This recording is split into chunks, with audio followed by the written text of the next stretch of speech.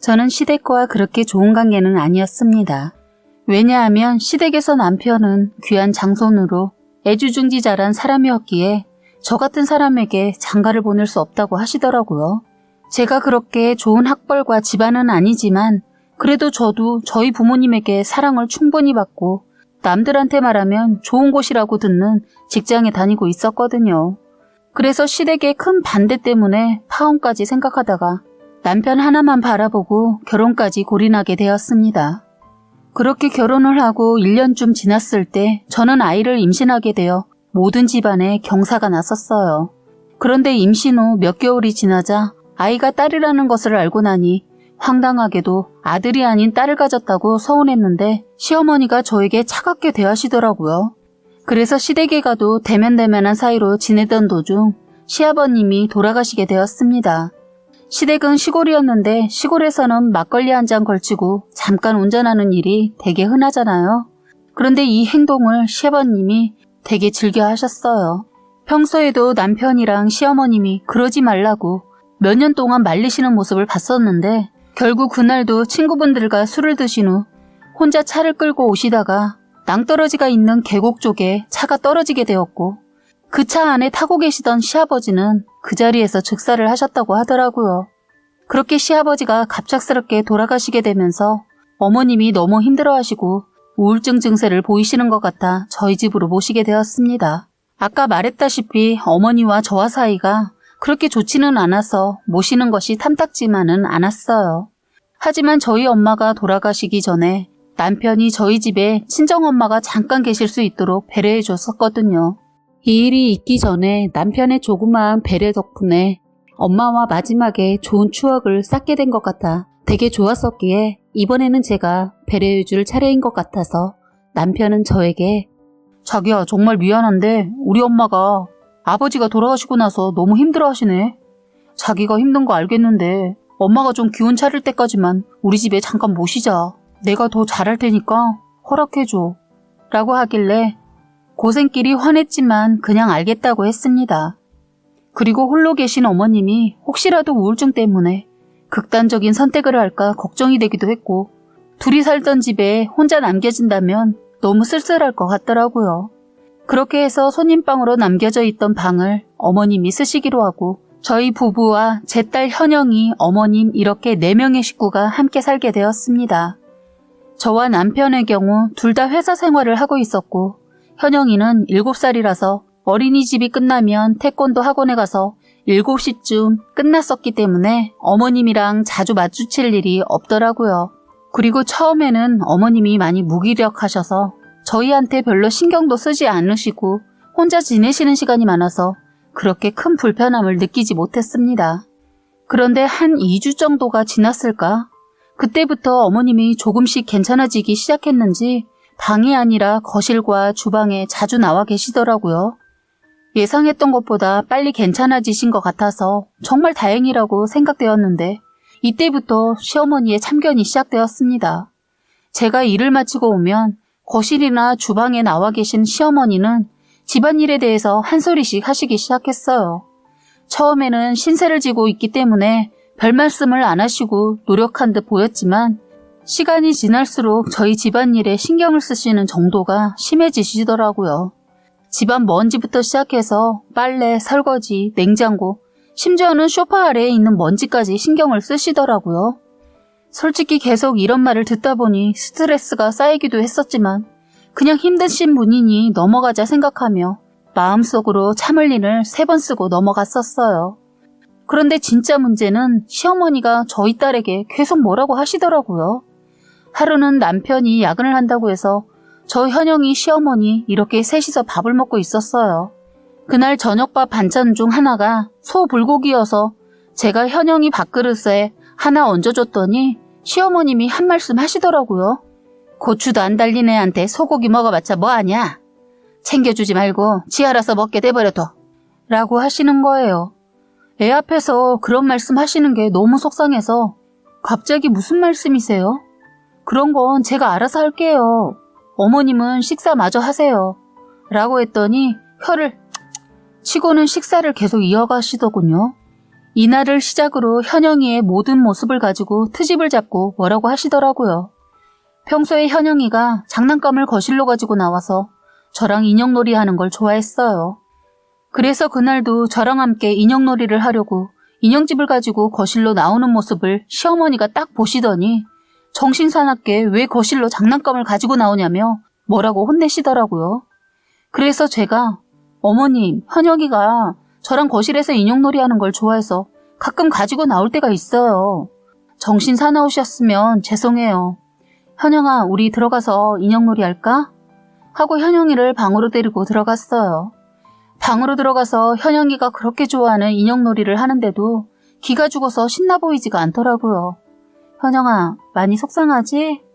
응, 엄마, 할머니는 현영이를 미워하는 것 같아. 현영이가 잘못한 게 있나 봐. 라고 하며 기가 죽은 딸의 모습을 보니 너무 속상하고 이렇게 아이에게 상처를 주시면서까지 계속 시어머니를 모셔야 하나 라는 생각이 들더라고요. 그래서 그날 밤 아이를 잘 달래주고 자기 전 안방에 들어가서 남편이랑 진지하게 이야기를 한번 해봤습니다. 자기야, 어머니 있잖아. 이젠 좀 괜찮아지신 것 같은데 이제 그만 모셔도 되지 않을까? 난 조금 더 계셨으면 좋겠는데 왜? 현영이도 그렇고 나도 그렇고 좀 힘들어서. 왜? 엄마가 뭐라고 했어? 아니, 현영이가 하는 행동마다 다 뭐라고 하시더라고. 고추도 안 달려있는 애가 어쩌고 저쩌고 그러시니까 애가 점점 기가 죽었잖아. 애가 힘들어하는 게 너무 눈에 보여서. 그런데 정말 황당하게도 시어머니는 제 앞에서는 그렇게 하시더니만 남편 앞에서는 현영이를 이뻐하는 척을 했던 모양이에요. 엄마는 내 앞에서는 현영이 엄청 이뻐하시던데 그냥 네가 모시기 싫은 거 핑계대는 거 아니고? 라며 농담 섞인 말로 웃으면서 하더라고요. 아무리 농담이라고 해도 말을 어떻게 그런 식으로 해? 내가 아무리 힘들어서 내 자식 핑계대겠니? 너는 생각을 그 정도밖에 못해? 그리고 어머니 분명히 괜찮아지시면 집에 다시 보내드리기로 했잖아. 그런데 왜 말을 자꾸 바꾸는 거야? 솔직히 너 옛날부터 우리 엄마랑 사이 별로 안 좋았잖아. 그래서 그런 줄 알았지. 어쨌든 아니면 말고 다음에 얘기해. 아니, 내가 아까 말한 건 쏙 빼고 뭘 다음에 얘기하자는 건데. 그러면 어머님이랑 언제까지 같이 살 건데? 몰라. 다음에 얘기하자니까. 우선 지금 당장은 안 돼. 뭐가 안 되는데? 정확히 얘기해. 안 그러면 너 오늘 못 자. 내가 끝까지 너 붙잡고 얘기할 거니까. 알았어. 그러면 이번 주 주말까지 생각해 볼게. 우선 그때까지만 참아봐. 지 자식 얘기를 하는데도 짜증스러운 말투로 말하는 남편의 모습에 화가 나고 이해가 가지 않았지만 남편의 말을 믿고 주말까지만 참기로 했습니다.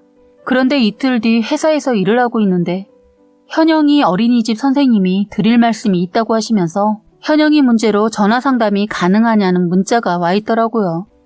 애들을 어린이집에 보내는 엄마들은 다들 아시겠지만 이런 문자가 와 있으면 왠지 모르게 가슴이 쿵 하는 거 아시죠?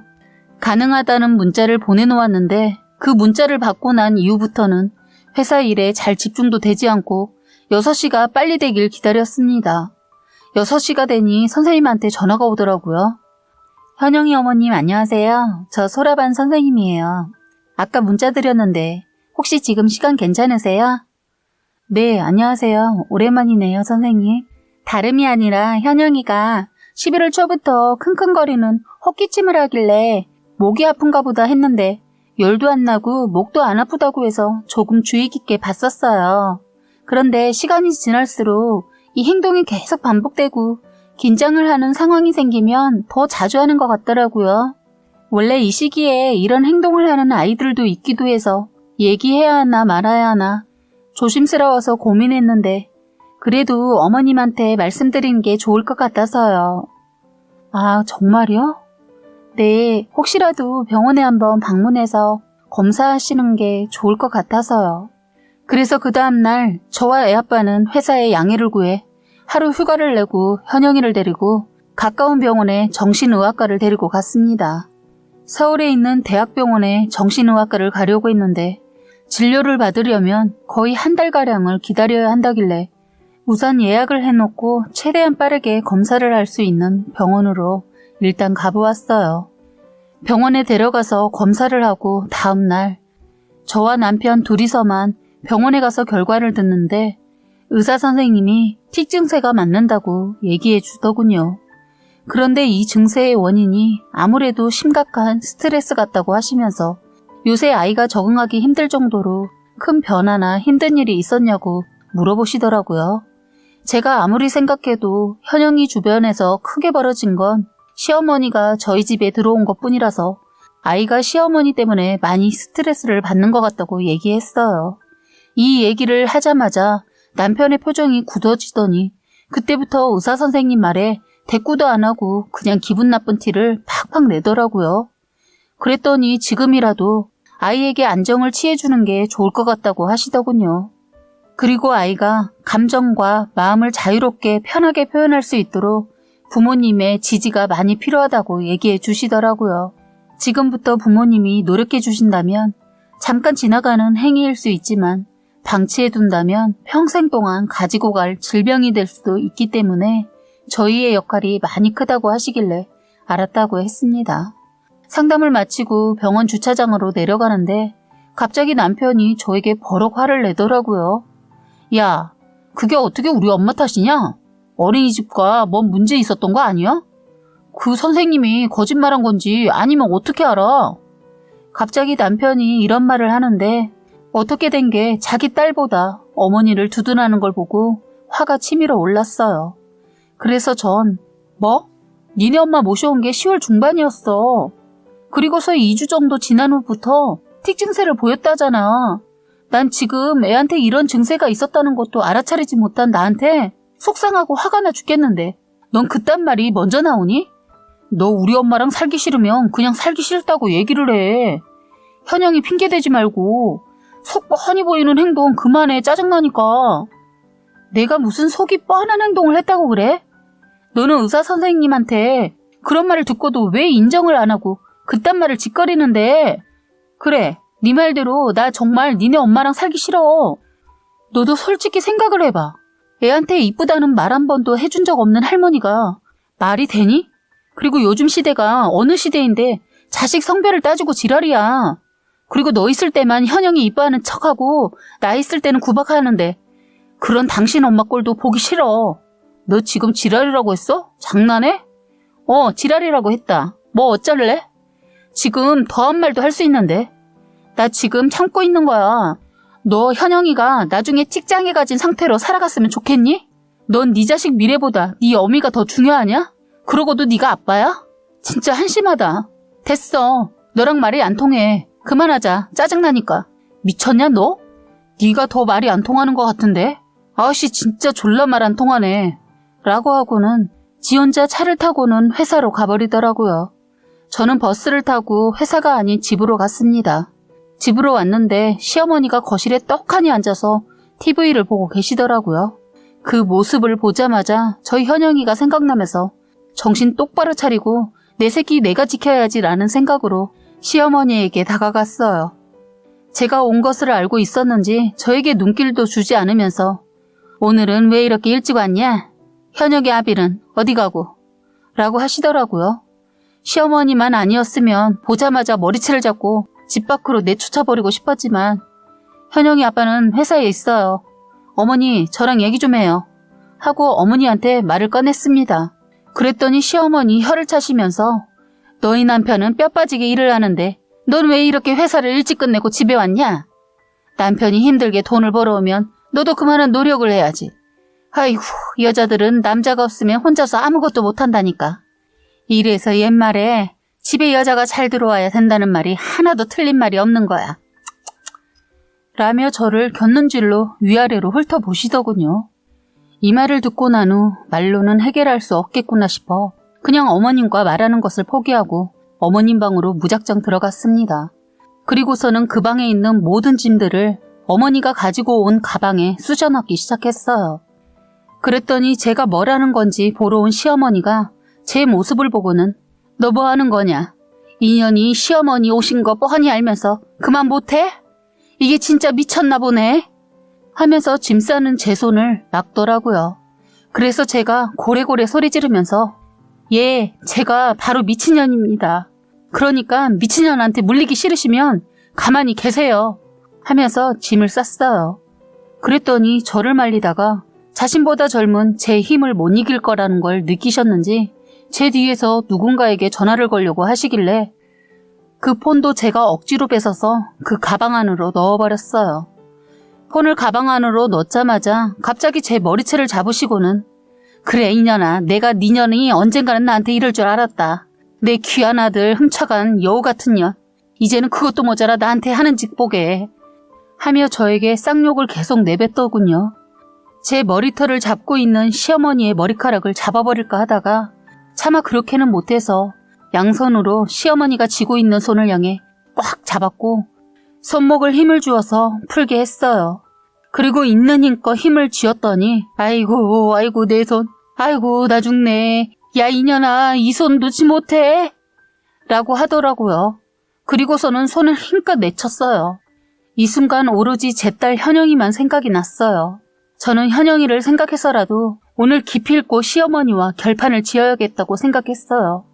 보자 하니까 늙어서 노망이 났어요? 어디서 제 머리를 잡는 거예요?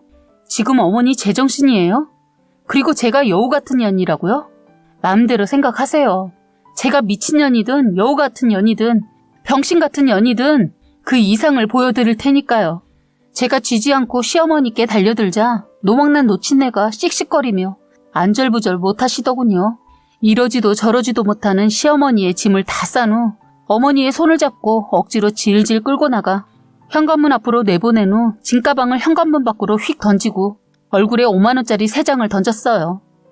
이 정도면 혼자서 가실 수 있으시죠? 당장 꺼지세요. 라고 한 뒤 문을 사정없이 닫아버렸어요. 그랬더니 아이고 사람 죽네, 사람 죽어. 다 늙은 시엠이 문 밖으로 쫓아내려고 하네. 라고 하며 현관문 바닥에 앉아서 대성통곡을 하면서 울면서 안 가고 버티시더라고요. 그렇게 20분쯤 지났을까? 제가 문도 열어주지 않고 다른 사람들이 관심도 주지 않으니까 민망하셨는지 혼자서 엘리베이터를 타고 내려가신 것 같았어요. 그 모습을 확인하자마자 저희 집에 있는 현영이 물건들과 제 물건들을 눈에 보이는 대로 모두 챙겨 어린집에 있는 현영이와 함께 친척집에 가 있었습니다. 역시나 예상한 대로 시어머니가 가방 속에 들어있던 휴대폰을 꺼내 남편에게 전화를 했는지 남편의 퇴근 시간쯤 되니 저에게 전화가 오더라고요. 전화를 받자마자 야씨, 너 엄마한테 도대체 무슨 짓을 한 거야? 너 진짜 돌았냐? 라고 빽소리를 질러대더군요. 그래서 저는 넌 아비 자격도 없어. 애가 그 지경이 됐는데도 너네 엄마를 감싸돌아? 네 어미도 문제가 있는데 내가 보기에는 네가 제일 문제야. 하긴 그런 부모 밑에서 자란 네가 잘 자라봤자지. 야, 이 또라이 같은 년이 그렇다고 해서 70이 넘은 우리 엄마를 얼굴에다가 돈을 뿌리면서 내쫓아? 왜? 너네 엄마도 여자라서 혼자 아무것도 못하니? 너네 엄마가 나한테 그렇게 말하던데. 그리고 너네 엄마가 또 뭐라고 했는지 말해줄까? 나한테 또라이 같은 년이라고 하던데. 근데 또라이 같은 년은 네 엄마겠지. 마마보이 같은 머저리 같은 새끼야. 라면서 욕지거리를 날려줬네요. 내가 너 같은 년이랑 결혼해서 몇 년 동안 살았다는 것 자체가 소름이 끼친다. 라고 하더라고요. 그 말은 제가 해야 하는 말인데 남편이 하더라고요. 참 어처구니가 없어서 야, 그건 내가 하고 싶은 말이야. 너는 이제 현영이 못 볼 줄 알아. 지 자식 귀한 줄 모르는 너는 현영이 볼 자격이 없어. 알았어? 라고 한 뒤 저는 전화를 끊었습니다. 참 이런 마마보이 같은 놈이랑 결혼해서 산 내가 참 한심스럽더라고요. 처음에 자기 엄마 조금만 데리고 있자고 하더니만 이제 아예 저한테 떠넘기고 모시게 할 생각이었던 것 같았습니다. 설마 했는데 말이에요. 그리고 어떻게 처자식이 그렇게 힘들어하는데 처자식은 안중에도 없고 자기 엄마만 생각하는 저런 인간 진짜 치가 떨렸습니다. 자기 엄마로 인해서 그동안 감춰진 모든 내면을 보고 나서 정말 다시는 못 건너오는 요단강을 건넜다고 생각을 했고 저는 남편에게 이혼을 요구했습니다. 자신이 했던 행동은 하나도 기억 못하는지 남편도 저한테 정내미가 떨어져서 못 산다고 하더라고요. 그래서 둘 다 빠르게 이혼을 원했기 때문에 아이는 제가 키우기로 하고 최대한 큰 소리가 나지 않는 방향으로 조율하여 합의 이혼으로 저희의 결혼 생활에 종지부를 찍게 되었습니다. 이 모든 과정이 시어머니랑 남편보다 내 새끼 마음에 나는 상처가 더 무서워서 가능했던 일이었던 것 같아요.